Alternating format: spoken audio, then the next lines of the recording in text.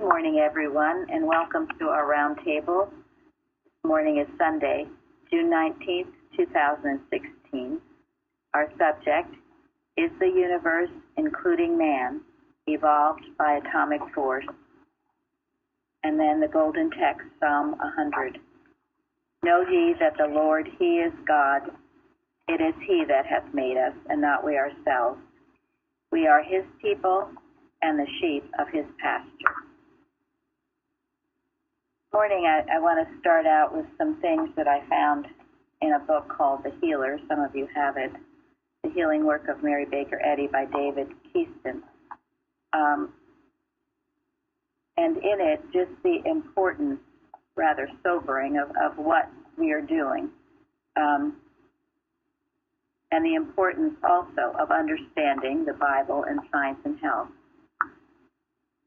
It said that Mrs. Eddy used to tell her household that science and health, with key to the scriptures, contained enough truth to take us out of the flesh. But, she added, the students must not merely read it. They must study, dig, to understand and demonstrate it fully. And then of the Bible, she says that God talks to me through this book, the Bible, as a person talks to another, and He has for 40 years. And then this. During the last 50 to 70 years, the emphasis on healing and spiritual growth through the church has taken a back seat to the more secular interests and promotions, and obedience to Mrs. Eddy's commands has been sidelined, resulting in the tragic decline in the church we see today. Much of today's generation of Christian scientists have taken the prescription of Christian science through faith and not through understanding. This has resulted in a laity that knows or understands little of the healing truth, but believes that it does work. Other impediments to healing have been the love of materialism and sensuality, both antagonistic to spiritual growth. One wonders if there is any chance for Mrs. Eddy's prophecy regarding Christian science to come to pass.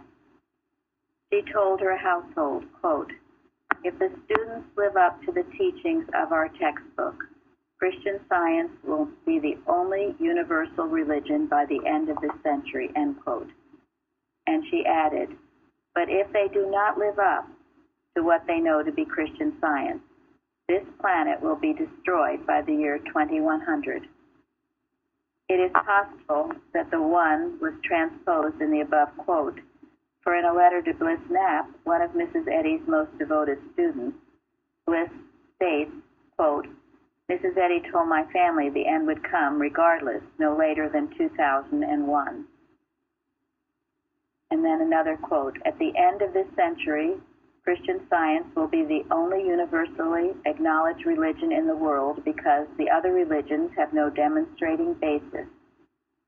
But much work remains undone. Much self-denial waits for all of us before this can be fulfilled. The main thing for us to handle is the devilish suggestion that would make us fold our hands till this manifests itself.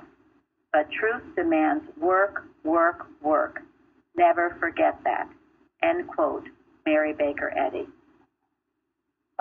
So what happened in the year 2001? Yes, 9/11. These are very sobering words. And, you know, our church at that time, we were watching. And we have much more work to do. There was a plane that was downed over Pennsylvania. Why? But the passengers took over, and they stood for right, and they wouldn't let evil accomplish its mission. Yes. Where was that plane headed? Washington. Washington, D.C. Do you understand, if that had not been foiled, the tremendous confusion and everything else that would result for the United States of America? It was bad enough as it was.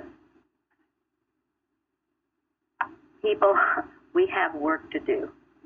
We are not fooling around in this church. I am saying this to sober you, to make sure you are earnest about your watching, our unity watches, your individual watching. We are on the verge of either tremendous growth, success, the millennium, or, as Mrs. Eddy says, be thrown back into the dark ages. We've talked about it before, but I feel it needs constant reminding. It's a beautiful day here in Plainfield. Many beautiful things go on in this beautiful weather because of, people are having a good time. It's all right to have a good time, but we must never forget what we are here for and our purpose. Benjamin, sit here, please. So anyway, with that, and I believe it goes very much in line with, in the lesson, in the Bible, ye do err, not knowing the Scriptures, nor the power of God. Now, why is that people don't know the Scriptures and the power of God? No interest. Thank you. No interest. And as Keeson said in this book, it's because materiality and sensuality have having a heyday here. Not only is there no interest, many times those who are interested are mocked and made fun of. That's been going on forever, so I shouldn't be dismayed over that. But so, thank goodness, we have a handful of people here that are interested and that will devote their lives to this work. Because if you think you want to have a nice family, if you think you want to, your children, grandchildren want to have a future, well, what we do here and now is going to decide and depend on that. As I read also, how many Christian scientists have the understanding? Many believe, and I was one that believed, but I did not understand the science. And Mrs. Eddy said we must dig into science and health, and we must let the Bible speak to us. Those were the quotes that she spoke. So we will start digging now. Yesterday we had a wonderful Bible study on Abigail, and we did not go into Sarah and Abraham, but all of you know that story, and that all things are possible to God. So now we go ahead. Just one thing I wanted to say, if I can, at this time. Please do. Yeah, it's about this having a good time. Thanks to Linda for the posting this week, the Daily Watch. It talks about having a good time, but not dulling the demonstrating thought, which I thought was really useful. Thank you. That was excellent. Yes. Would someone like to, not too long, is it? We could read it if someone has it. It's a very important point because Christian scientists should have a good time. It's the peace and the joy of God that gives us that good time. It's a really good time. It's not a false, fake good time, or like the good time we heard that Nabal was having yesterday when he was drunk and tuning out. Because that's what drunkenness is. And whether you drink liquor or whether you tune out mentally, it's avoiding your problems. Problems are not to be avoided. They are to be met and overcome. Does anyone have the watching point? I do. Okay, thank you. Go ahead. Watch that you permit no human circumstance or sense of pleasure, pain, disturbance, sorrow, loss, or joy to submerge your demonstrating thoughts, so that you do not have it instantly at hand for use when you need it. Once his daughter asked Gilbert Carpenter if it was wrong for a Christian scientist to have any fun and what the rule was. He said, "Never do anything along the line of pleasure that so submerges your demonstrating thought that you do not have it instantly available if there arises a need for it. Some pleasure is legitimate if it does not rob us of our working thought or dull our appetite for God. Thank you. And what was that number? 465. 465. Thank you. This is something, a practitioner has to learn. And we are all practitioners. All of you are practitioners, whether you have your name listed or not. When you get a call for help, you can't be so sound asleep. You can't be out, having some high old time that you cannot instantly meet the need of whoever is calling. And it says, too, it's not just the pleasures. It mentions loss, physical problems, other things. People get submerged in their losses. And they've lost all this and they're just so miserable so that they can't be of help. And that is the reason the problems come. If you can see that, you can impersonalize it. They come so you will be so immersed in your problem, in your individual struggles, that you are of no use to God. You're just wrapped up in your own problems. So what is the answer to that? What are you all learning? That every problem is an opportunity to demonstrate of God. Yes. Well, what do all of these things have in common?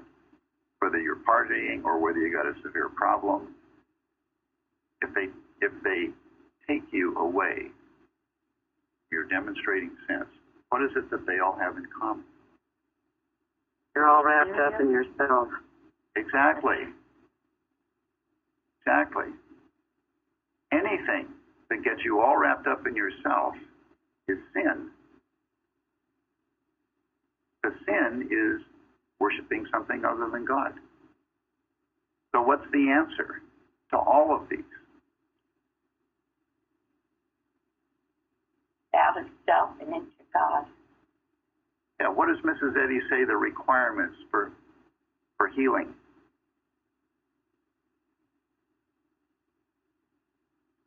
In science and health.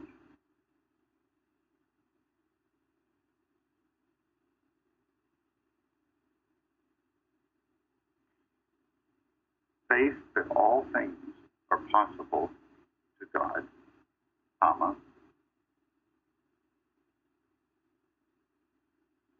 Unself-love. yes, thank you. Unselfed love.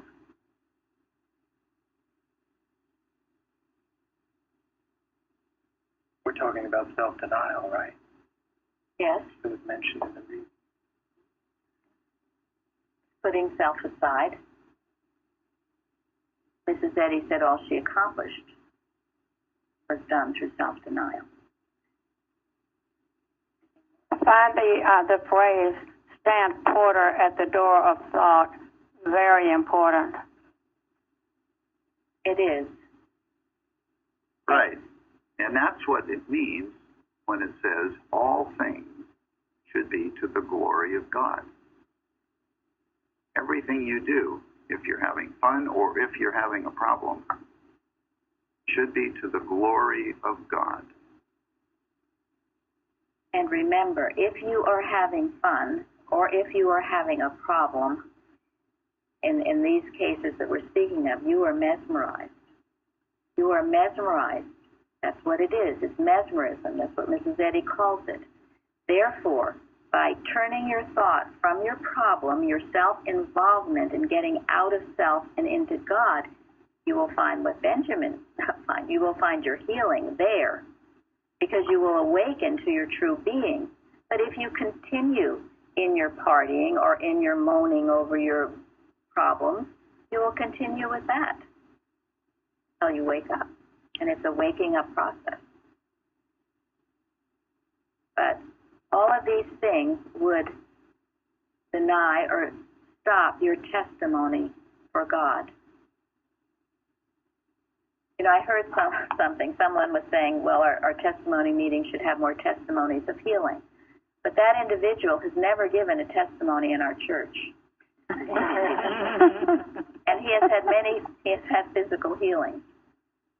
So if you find something wrong, then you make it better. You step up. And our meetings, our Wednesday night meetings, are wonderful, and they are full of healing. Full of healing. I don't know how that can be denied. It doesn't match that person's definition of healing. Some people think healing is only when you are healed of Physically. disease or something, but you don't know. Healing can be healing of thought, healing of environment, healing of behavior. Absolutely. And a lot of those healings prevent physical problems from ever arising because, as we've talked about, Christian science is preventative as well as curative. I think the greatest healing is the healing of thought, which can also manifest in every area. Because if I can heal my thoughts, I'm right with God. No chance for disease. That's exactly right. You heal your thought, there's no chance for disease to creep in. So thank you for mentioning the watching point, Florence. It certainly applies, and it was excellent and one, a wonderful watching point. And when you're having a good time, but you're having it, demonstrating it, and with the Father, and grateful for Him, aware of His presence, that's the best time you could ever have. And you can have that sitting in your living room, or you can have it traveling in Europe or whatever.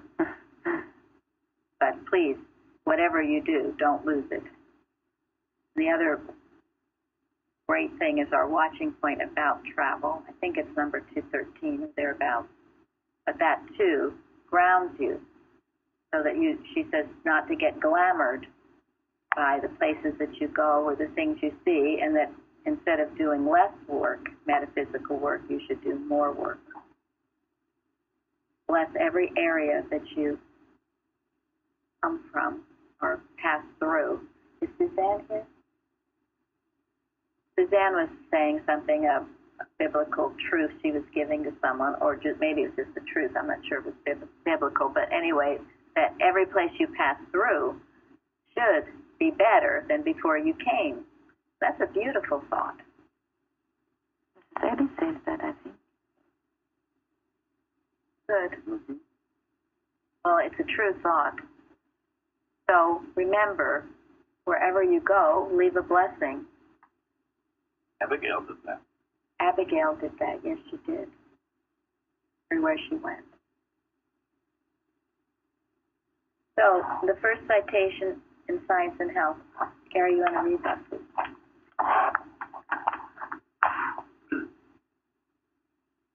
Scriptures are very sacred. Our aim must be to have them understood spiritually, for only by this understanding can truth be gained. The true theory of the universe, including man, is not in material history, but in spiritual development. Inspired thought relinquishes a material, sensual, and mortal theory of the universe and adopts the spiritual and immortal. What does the word sacred mean? Holy. Holy. We must treat our Bible that way. And, turn to it often. It is the chart of life, as Eddie says, a compass. And in being holy, it also means it's really, really valuable if you take it seriously. Look for what's really there. This is why our Bible study has been so wonderful and invaluable. The things that come, the things that we learn, I learn, we all do. Amazing, and it has the Christian Science sense of it. Not just anything. You could read Bible studies all over the place, but what we are learning, culling out, is the spiritual meaning. Is this? They have to be understood spiritually, and that is what we are doing here. We are understanding this Bible spiritually. And then we are gaining this understanding. And it is this understanding that will not make us just one of these Christian scientists that just believe and hope it works and all of that, but they can really demonstrate the truth of it. Okay. But beliefs can change. Understanding cannot. Thank you. With your understanding, you will remain firm when the beliefs come up. You won't be bullied by the beliefs because you'll have the understanding. You will know 2 + 2 is 4. You will not be fooled that 2 + 2 is 5. No one can convince you of what's wrong because you know what's right, because you know the scriptures, because you know science and health. You are rooted and grounded in love. And with all the stuff that's going on now and all people, all this human opinion and all this bashing of the Bible and other things, we darn well better stand strong and know what it is and not just believe, because then you're just tossed to and fro, as the Bible says. Yeah, I was going to thank you. I was saying, not to these crazy people who read only science and health, but if you have read the Bible and read science and health, you can't help but understand that both books cannot be separate. You're right. I have read Bible a lot. I grew up with Bible, but the first time I got my hands on science and health, just bring Bible like a light to me. It just shines me like nothing ever before. People should see it that way. You should be able to read both to be able to understand the other one. Thank you. I think it's like, okay, sorry. Well, just because Benjamin knew the Bible, he was able to appreciate science and health. Go ahead, Florence. Yeah, I think it's like faith progressing to understanding, because you all read the Bible and I believed, but this understanding here came from science and health, how it really explains, so that the faith is not just a blind faith or I believe in God, but now I understand why I believe, and that no one can take away.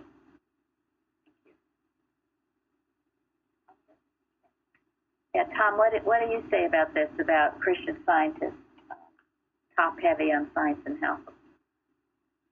And weak on the Bible. You're there, you're muted. Okay, well, he is one, and that's why he's been such a wonderful promoter of our Bible studies, who has deplored the lack of understanding that, quote, unquote, Christian scientists have. Elizabeth, what did you say? Well, I just feel like I didn't know the Bible at all, and until coming to Plainfield and, going to the Bible studies and delving into it, and I was just so surprised at how ignorant I was for all my life, even though I went to Sunday school, etc. And I'm sure I learned things there. I just don't remember. The basics, etc. But really delving into it and understanding it spiritually, I was sorely lacking. Thank you. As was I. And I think that, I certainly felt that way. I think a lot of us relate to that, feel the same way. Because, now, looking back, the Bible is really the history of the spiritual development of mankind. It is our real history. Science and health was prophesied in the Bible. Jesus said, when the world is ready, the Comforter will come. So what we're dealing with here is all biblical. And to see real people, real lives experience through the Bible is invaluable for us, and that's why it's called the chart of life. It's our guide. And without the example of our forebears, and the lessons that they've learned, why not take advantage of the best lessons that people have learned in history and have written down for us?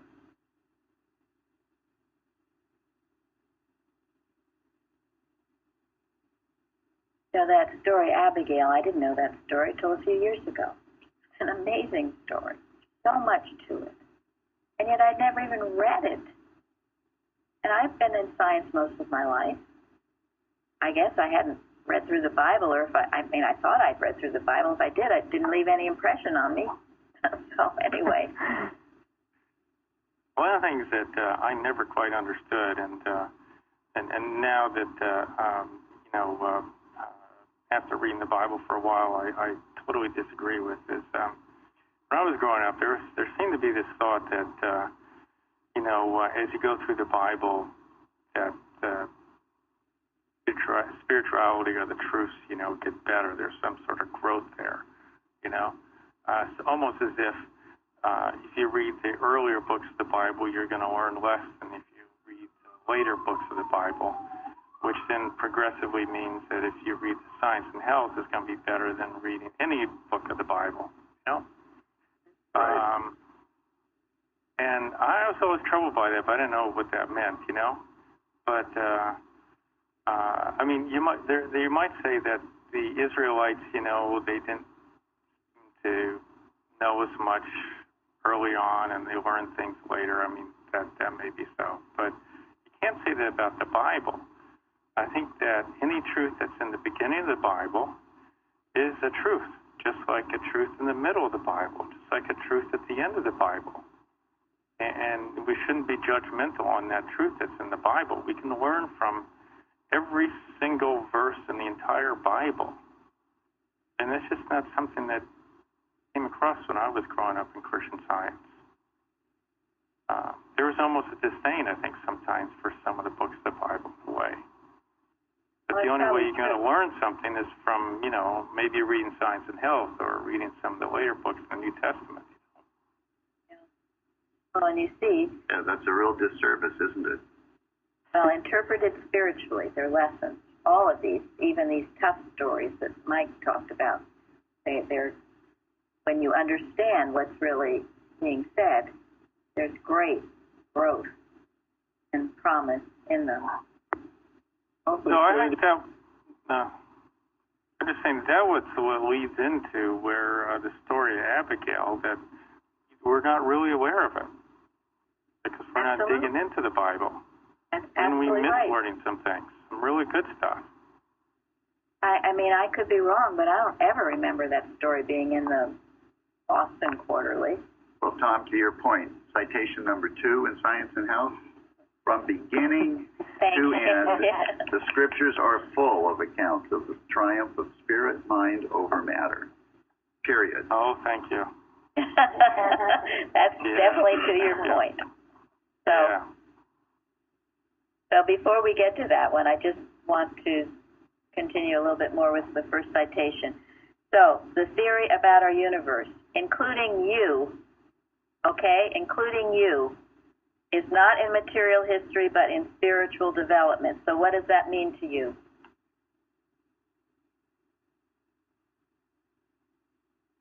You go over your material history. So-and-so said this to me. That happened in 1925 or whatever. I'm trying to go back through my past and make sure I'm grateful for things that obviously were God helping me out, and at the time I didn't think anything of it. So I'm trying to at least do the good part of that. Thank you. And that is seeing your spiritual development. Because when you see God's hand on everything, and it led you to the point you are now, then that's your spiritual development. Otherwise, the material history of so-and-so did this, and and I, this happened and that happened. I was divorced 6 times, and now I'm angry with everyone. Whew. Forget about it. That's my favorite Jersey Jersey statement. Forget about it. And I mean forget about it. So one of the things that hooked me into Christian Science was the first scientist that I discussed it with gave me a spiritual explanation of David and Goliath. And it was so amazing, transferring Goliath into error and et cetera, et cetera. But what I realized from these Plainfield Bible studies is that I think what it means to me is, then listening to everybody's testimonies, everybody's life is a parable of the Bible, because we're all going through the same experiences that Abigail and all the other characters in the Bible went through. It's all been done. It's all been rectified. It's all been explained how to overcome it. Now it's just up to me to do that. good, thank you. Yeah, no, that's exactly right, because there isn't any situation that I've ever been in that someone in the Bible wasn't also in. Yeah, right. It's already been done. Yeah, and there are examples in the Bible of people who screwed it up, and there are examples in the Bible of people who did the right thing and overcame. And that was so beautiful about Abigail, and what I quoted from in the Amplified Version, it said, if you're in a difficult marriage, learn all these lessons from Abigail. Take them into your heart and learn from them. And wonderful example of what to do and what not to do, her story.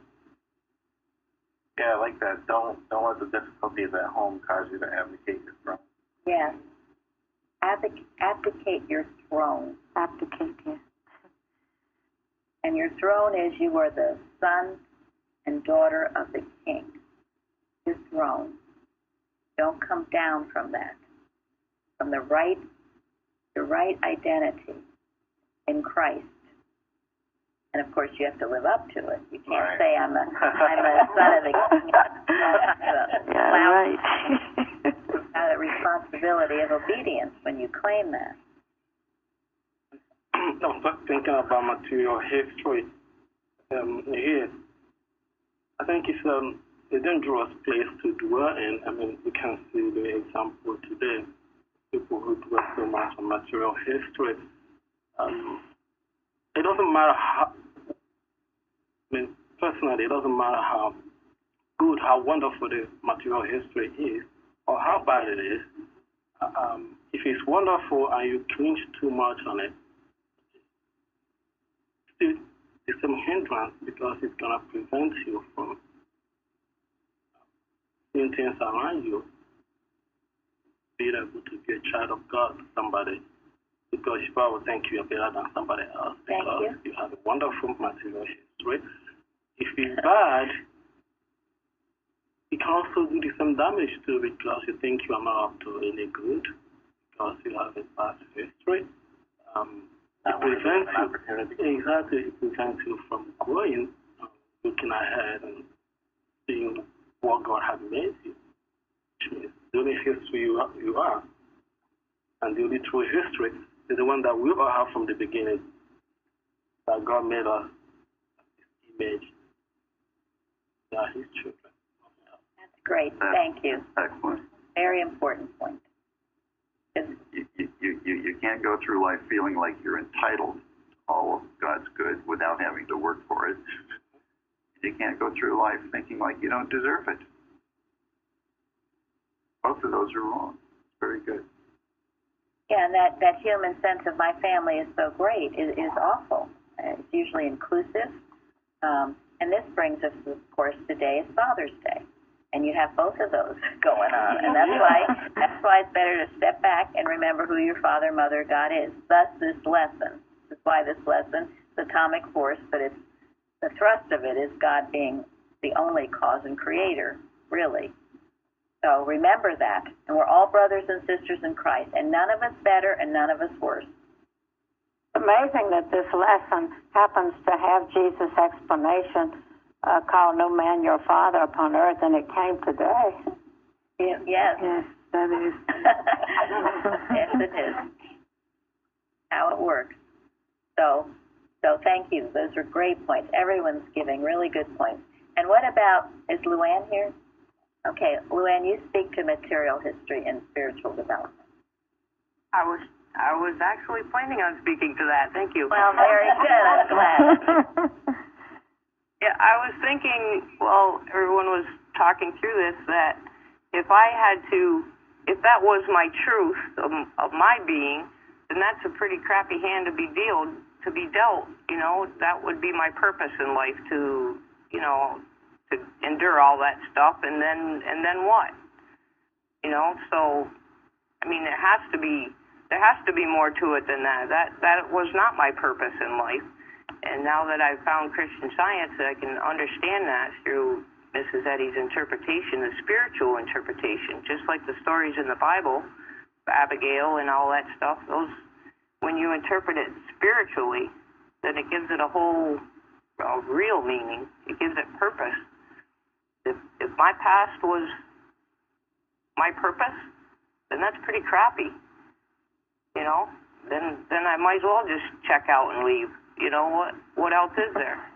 But the Bible gives us such wonderful stories of people who overcame that spiritually. And, you know, I'm able to work for God now. I'm able to bring joy and good to the world. That's a tremendous healing for me. It wasn't physical, but it was mental, you know, and having that mental healing prevented so many illnesses in me that I don't even know what would have happened. Oh, that's wonderful. That's a wonderful point, Luann, because no matter what you're dealt, whether it's a really crappy hand, and we've all had crappy hands dealt, more or less, or a supposedly really good hand, we all come to the point, everything human leads to the question, so what?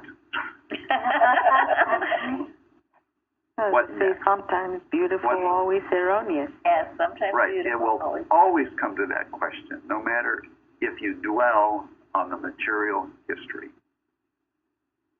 And Jeff is new here today, so just briefly, Luann came from a physically abused, one of the worst backgrounds I've ever heard, and she has gotten over it, and she's just built single-handedly a pottery shop that she's opening to help others.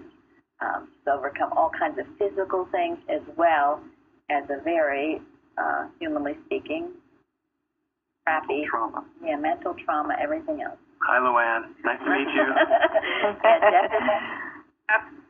Jeff is meeting everyone today.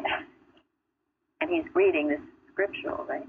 Yeah, from Fruitage. Fruitage, very good. Okay. Okay, so when you think of your past, you think of it in spiritual development, not in material history. Do not go back to all the garbage. And what good does that do? And don't judge anybody else's past. Yes. You know, one of the interesting things about this group here in Plainfield, and those of you who have joined us who aren't here, maybe in person, is we all have very, very different backgrounds. We all came from very different places, geographically, mentally, in every way. And yet, we work together really well. And why is that? On common purpose. We have a common spiritual purpose. Our material history doesn't matter. And we put all that past behind in order to get the job done, which is where we go with that watching point. Whatever would keep you from this work, whatever the mesmerism is, either partying or a bad background or whatever, you put it behind you in this mission and in this work. And in so doing, you will find your healing, your regeneration, your joy, your peace, your purpose. And everyone is finding that. Another good example, if you haven't read it, you probably go back and read the story of Paul in the Bible. You probably start when he was Saul. he used to be Saul before he was changed to Paul. When he was Saul, he has two distinctive history. He was well educated. He came from a wonderful, worldly, wonderfully family, their tribe, going by him. And he has a very wonderful career as a persecutor, like you probably have them today. Another history of him also, he was a persecutor of the early Christians. He brought many of them to their death. Stephen was one of them. And on his way to continue to do that work, he was arrested by Christ. And according by him, during his missionary journey, he said that he had this wonderful past, but he threw everything behind. Focus, the mission that God has given him. None of his past means anything to him. Both the ones wonderful and the bad ones didn't learn any of those things to hinder him from doing the work. And that was why he was very successful. He was taught by, who was it, Tom Gamaliel or something, one of the greatest teachers of that time was. Yeah. He counted it all as what? Oh. Dung. That's Gary's favorite quote in the Bible. Right. When he started his ministry, all of his human history counted as dung. And doo-doo, right? Right, which is doo-doo. So we counted all as dung, all of it. Flush it, right? Yeah, flush it, yes. Absolutely. So these are good lessons. So from now on, you don't think of your material history. You see how you have spiritually developed through the years. And we all have. You all have, or you wouldn't be here today. And remember, as Gary read, the full accounts of triumph of spirit, mind over matter. Remember those victories you've had. Mrs. Evans used to call it stars in the crown of your rejoicing. Anytime you've had a healing, anytime you felt God's presence, anytime, write those things down. Magnify them in your life. Think on these things, and you will find you will be having more occurrences that way as you do this. So it's very important to remember the good, the enduring, the good, and the true. Okay. Lawrence, was there anything you wanted to mention before I go on? No, not really. I think all the lessons seem like they're taking us back to our spiritual history. In every Bible lesson, I see that. It just keeps taking us back to what we need to be working on and knowing. Yes. Thank you. And when you do that, you will see that God is your Father, Mother. He's always been with you. He's the one to obey, to love, to adore. And we have earthly parents. I mean, we're counseled in the Ten Commandments to honor them as well. But remember, their parent is God, too. We're all from that source, that one source. So, okay, Gary, read number 14. The ending. 14.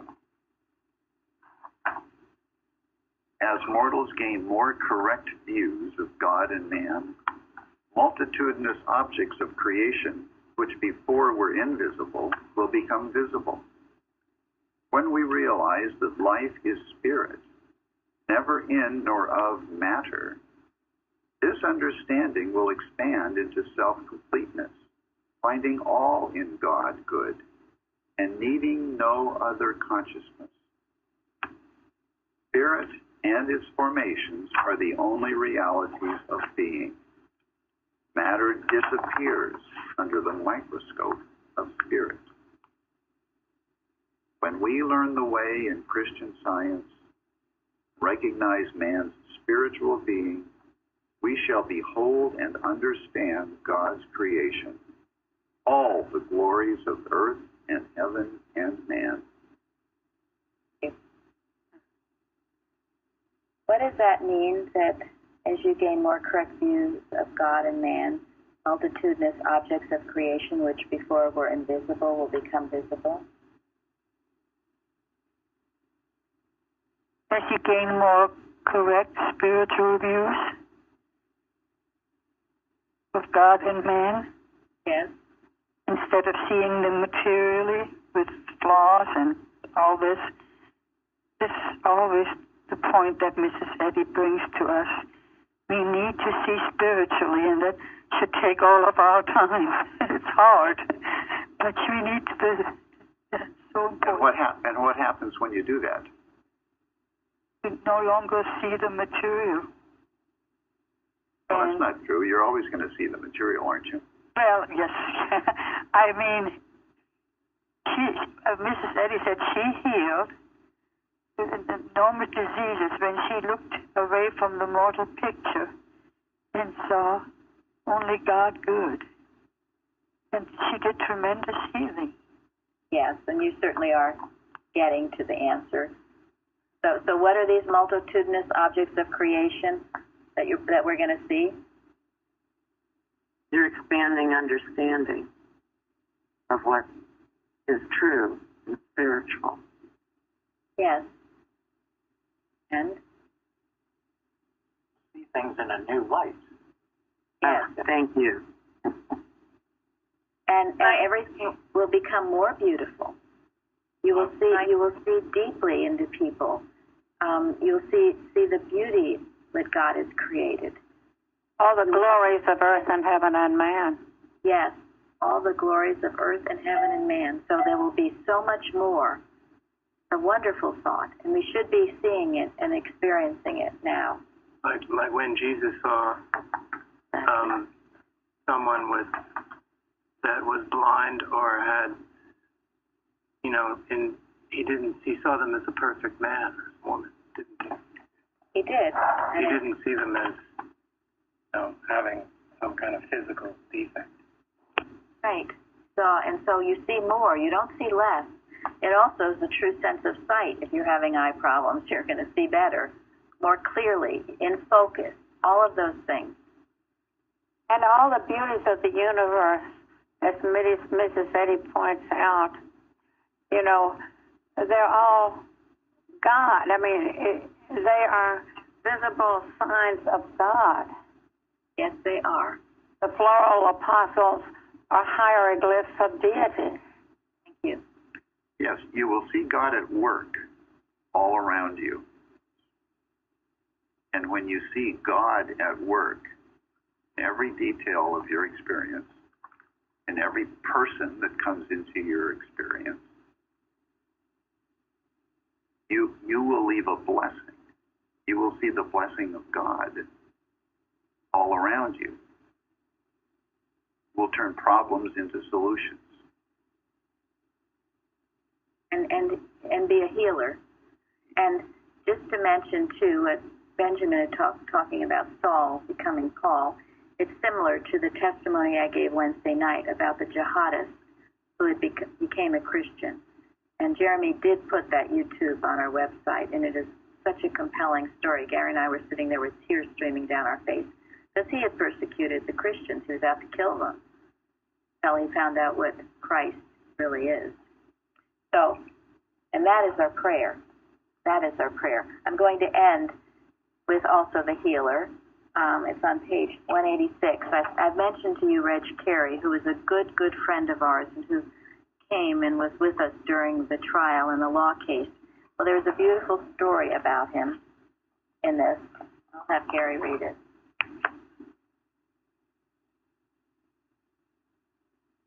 A quote from Reg Carey. At my first meeting with... David Keeston. At my first meeting with Reginald Carey, after he had sent his third or fourth letter out to the field in an effort to awaken Christian scientists to the corruption in the Mother Church, I asked him what had started him on this investigation. Part of his answer included a wonderful healing he had some years before.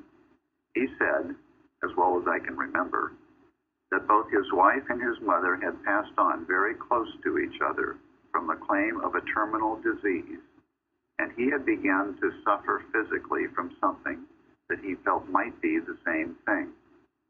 He prayed and had help, but it persisted. One evening he came home from work and found that the pain seemed unbearable, causing him literally to fall to his knees on the living room floor. His whole being was reaching out to God for release from this pain when his eyes opened and directly met Mrs. Eddy's eyes in a very rare portrait of Mrs. Eddy which hung on his living room wall. He said that as her eyes looked into his, he felt immediate release and claimed a spontaneous healing right then and there. He was so relieved and so grateful that he told her right then and there that he would spend the rest of his mortal life doing everything he could to promote her cause and to preserve it according to her teachings. This vow soon brought him east and eventually had him working for the Mother Church. Although Reg Carey's contribution to the Christian Science movement is significant, he will probably never be given the credit due him. But he loved Mary Baker Eddy more than anything in the world. And so should we. So That's beautiful. Sober, really. yes. He was a dear friend of our church, and that's a beautiful testimony. He would come to our church and give these wonderful testimonies. That one I don't remember, so I was so glad to find it today. So thank you all for joining us. We'll go forward to a wonderful, powerful healing service. Thank you. Thank you. Thank you. Welcome, Jeff. Thank